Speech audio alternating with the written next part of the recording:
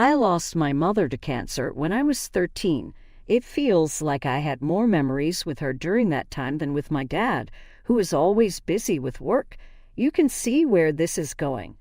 When my mom was diagnosed with cancer, the memories started to blur, and she passed away about a month later. Heartbreak is an understatement because I lost my best friend. Things went downhill from there. My dad started showing his true colors, bringing his affairs, which he had previously hidden, back home. Seeing him bring a woman as young as 20 home the same week my mom died was mentally draining. He showed more love and care to his random flings than he ever did to me. Since then, I've raised myself. When I turned 18, my dad met Isabella, a young woman who had graduated from the small university where he is the president. Isabella and I had no interest in speaking to each other, so by the time she moved in, I had moved out. I thought she'd be gone like the many other women my dad had flings with, but Isabella was different. She was there for the holidays during my first, second, and third years of university. Then, right after my graduation, I received a very formal wedding invite. My own dad never bothered to tell me he was getting married. I didn't even know they were engaged. But hey, I wouldn't mind going to watch a rich man in his late 40s marry a young woman in her early 20s. The wedding was obviously going to be expensive, and I just wanted to have a couple of drinks. Boy, the wedding was expensive, fun, and messy. It was great to sit there with a friend I had dragged along as a plus one, judging my dad, while Isabella was obviously touchy-feely with one of my dad's young groomsmen. Of course, I zipped my mouth and enjoyed the view. They got married, and once again, dead silence from the newlyweds. I didn't think much of it, busy with my own thing, especially during the global situation happening at the time. I didn't bother visiting them. Surprisingly, right after the lockdown started lifting, Isabella began visiting me at my place. I actually had a decent time with her and thought nothing of us getting along. What surprised me, though, was when out of nowhere, she brought a literal child claiming it was mine and my dad's, born during lockdown.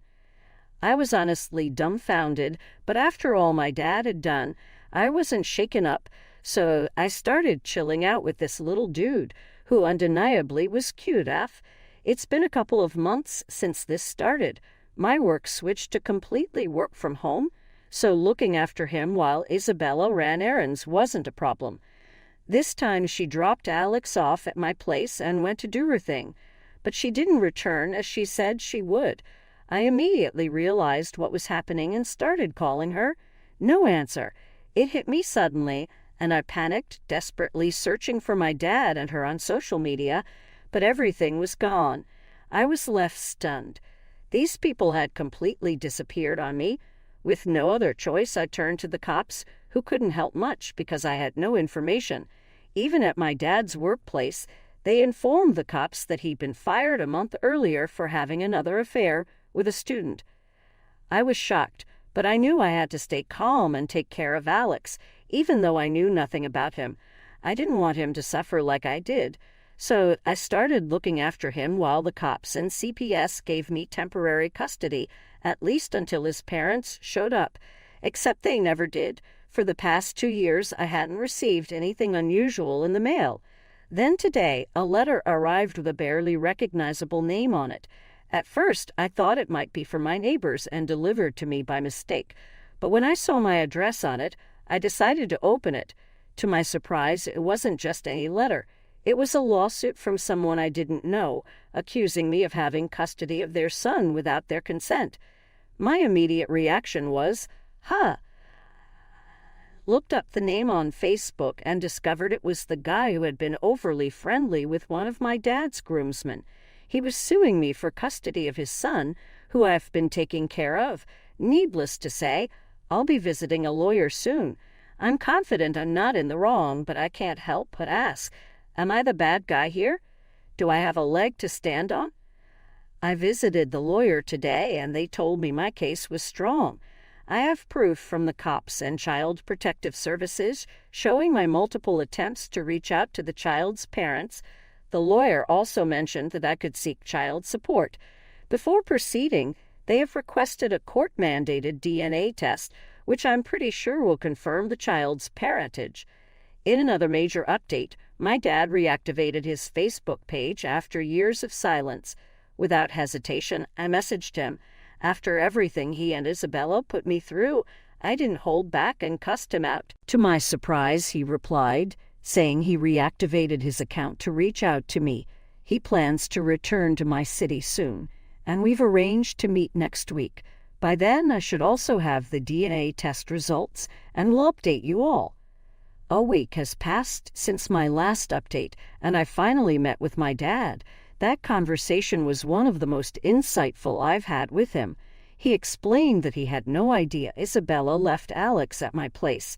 He'd had left the city a month before Isabella, after being fired due to false accusations of an affair with a student, claims Isabella fabricated to ruin his life after he discovered her plans to run away with David, the groomsman.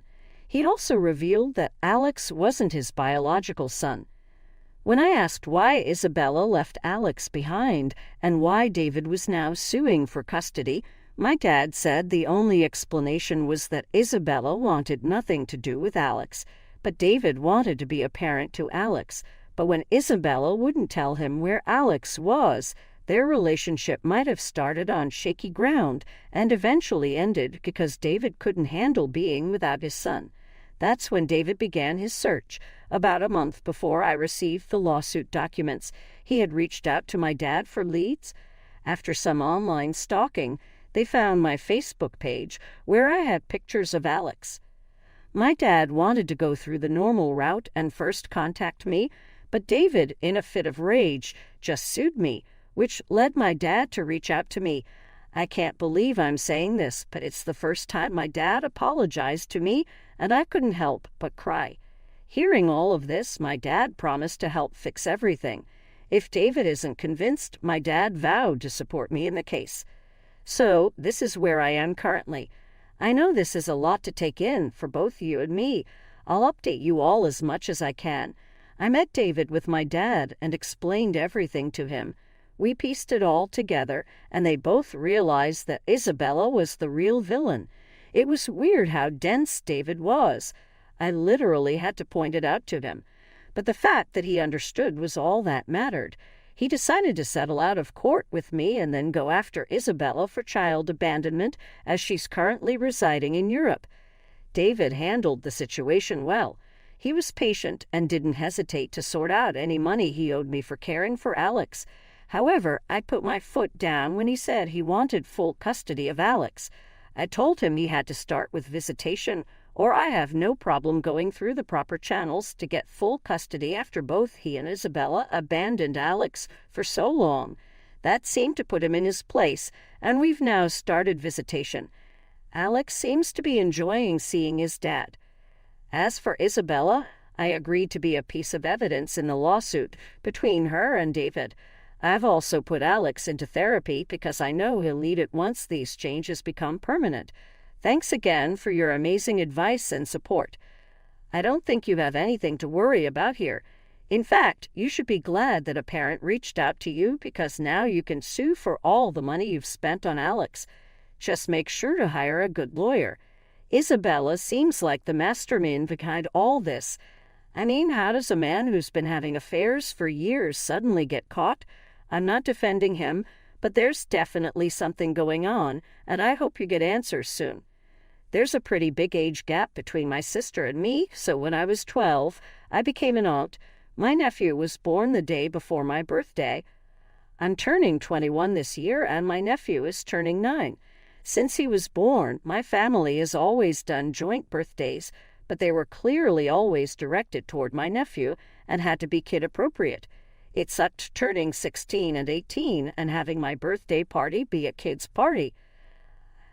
Figured this year, as I'm turning 21 and we haven't had birthday parties for 2 years, I'd finally get to have my own party.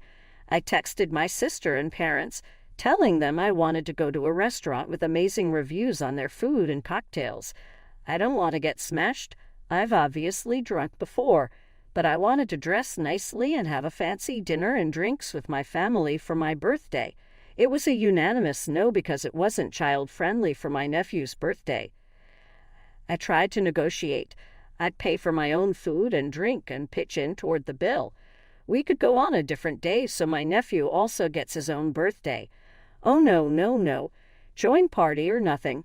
Honestly, I probably kept some of this pent up, but I texted them that it was unfair that I hadn't gotten to have my birthday as a me day since my nephew was born. I never get to choose anything. Theme, cake, food.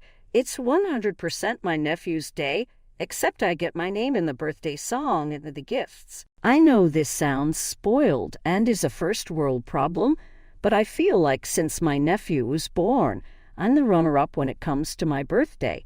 It feels like I got put on the back burner for the shiny new baby, and I've carried that from age 12 to today. I tried to explain this to my sister, but she says I'm being selfish. Since our birthdays are so close together, it makes more sense to have joint parties, and I need to get over my jealousy of my nephew. I'm not jealous of my nephew. It's not his fault, but I just want to have my 21st birthday be my birthday. I feel torn between wanting to be selfish and beating myself up for being selfish. Am I the asshole? NTA, you deserve your own birthday.